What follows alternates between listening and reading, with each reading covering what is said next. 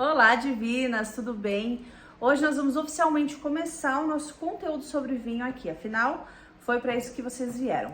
Na taça delas hoje, além, claro, de um vinho branco, eu tava aqui sentindo esse aroma do vinho antes de começar com vocês, e é impressionante porque eu já experimentei esse vinho, é um namorico, é um vinho frisante, teor alcoólico bem baixinho, em torno de 10%, mas eu nunca tinha percebido um aspecto de aspargo no vinho. Nem ia falar isso, nem é o nosso assunto, mas aspargo no vinho pode ser um indicativo de um vinho estragado, mas aqui especificamente eu tô sentindo o aspargo de uma forma bem verde, bem leve, não tem absolutamente nada de estragado.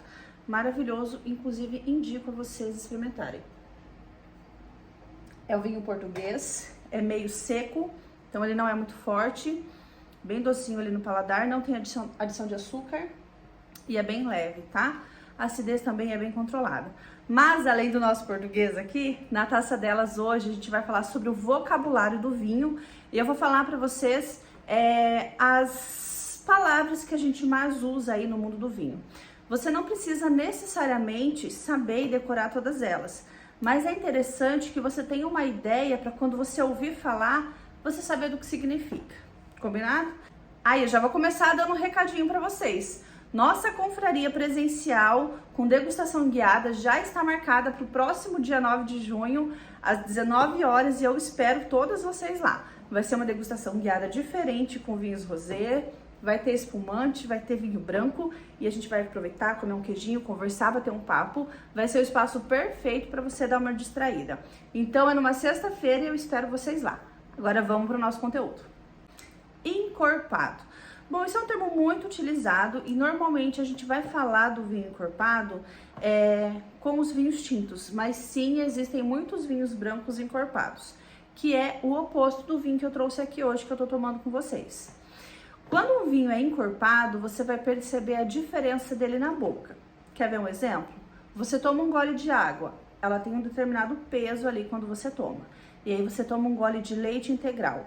O leite integral tem muito mais corpo, né, dentro da sua boca. Então, o vinho encorpado vai trazer mais tanino, vai trazer realmente aquela sensação de um líquido mais encorpado.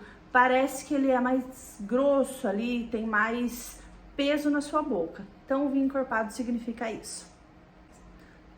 Franco. Um vinho franco, ele não apresenta defeitos, ele está isento de qualquer defeito. O vinho franco é o vinho perfeito. Um vinho leve. O vinho leve, ele tem pouca cor, pouco álcool, pouco tanino. É um vinho levinho. Esse vinho aqui que eu escolhi para trazer para vocês hoje, ó, ele é um vinho leve. Se vocês observarem, apesar ali da taça estar um pouquinho suada, ele é bem clarinho. Se a gente gira a taça, a gente não percebe aqui muito álcool. Então, ele é um vinho leve. Isso também acontece com o vinho tinto. Ele também pode ser um vinho leve. Um exemplo de vinho tinto, de uva de vinho tinto, que normalmente traz um vinho mais leve, é, por exemplo, o Pinot Noir. O vinho equilibrado. O vinho equilibrado é realmente quando a gente encontra um equilíbrio em todos os elementos do vinho. Então, ele não é nem muito doce, nem muito ácido, nem muito cheio de taninos, ele não seca demais na boca. Quando a gente experimenta o vinho, a gente vai avaliar item por item de forma separada. Então, nós vamos avaliar a cor, depois nós vamos avaliar a questão olfativa, depois a questão gustativa. E aí a gente vai perceber os açúcares ali do vinho, se ele é muito ácido, pouco ácido. E um vinho equilibrado, encontra-se tudo ali em equilíbrio. Você não vai sentir uma acidez ou um tanino muito elevados. Ele vai estar em equilíbrio. Um vinho herbáceo. Um vinho herbáceo vai trazer ali vegetais, ervas frescas. Você normalmente encontra esses aromas ali no vinho. Esse vinho que eu tô tomando é um vinho herbáceo. Tem muita nota aqui fresca, falei para vocês dos aspargos, dos vegetais, a gente encontra bastante aqui. Normalmente os vinhos brancos vão trazer essas características. Um vinho aveludado. Quando a gente for falar de aveludado, a gente vai sentir um equilíbrio ali nesse vinho. É um vinho que vai dar aquela sensação realmente de aveludado na boca, de conforto, tá? Pode ser confundido com o equilíbrio, mas diferente do vinho equilibrado, o vinho aveludado não apresenta acidez. Lá no vinho equilibrado, você vai perceber o equilíbrio junto com o tanino ou junto com a doçura do vinho. Aqui no vinho aveludado vai ser imperceptível qualquer tipo de acidez. Esse vinho é aromático. O vinho aromático é um conjunto de aromas, de elementos frescos ali na taça. Ele é muito aromático, você vai sentir flores, frutos. Quando a gente vai falar de vinho, você às vezes pode mexer a sua taça e ou você coloca o seu nariz ali dentro da taça para sentir esse aroma. E quando o vinho ele traz muito essa questão do aroma, às vezes aqui ó, de longe da taça você já consegue sentir o aroma dele. Então, quando o vinho é servido para você na taça, você chega perto e você já consegue perceber ali algum aroma específico que você conhece, e aí você já chuta os aromas dele, vai ter uma pera, uma maçã, enfim, porque ele é muito forte. Esse vinho, por exemplo, aqui que eu tô com ele na taça, ele não é um vinho muito aromatizado. A gente tem que chegar bem pertinho aqui para sentir os aromas. Por óbvio isso, já que ele é um vinho bem leve, como eu falei para vocês no início. Vinho agressivo é aquele vinho desequilibrado. Quando você coloca na boca, você realmente sente aquela agressividade, dá um passinho para trás. Ou ele tem muito ácido, ou ele tem muito tanino, amarra demais na boca, seca muito, ele não fica confortável. Diferente do vinho aveludado, você tem um certo desconforto ali com ele na boca. Um vinho brilhante. Vinho brilhante é aquele que tem brilho. Esse vinho aqui nosso que tá na taça é um vinho brilhante.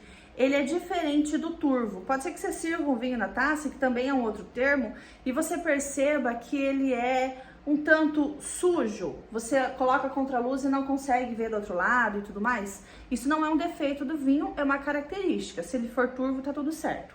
Mas esse vinho aqui que a gente tem, ó, ele é um vinho brilhante. Vocês conseguem perceber que ele realmente brilha? Aqui a taça tá um pouquinho suada, né, porque ele tava um pouquinho gelado, mas ele é um vinho bem brilhante. Ó, nessa parte aqui, a gente consegue perceber como ele brilha.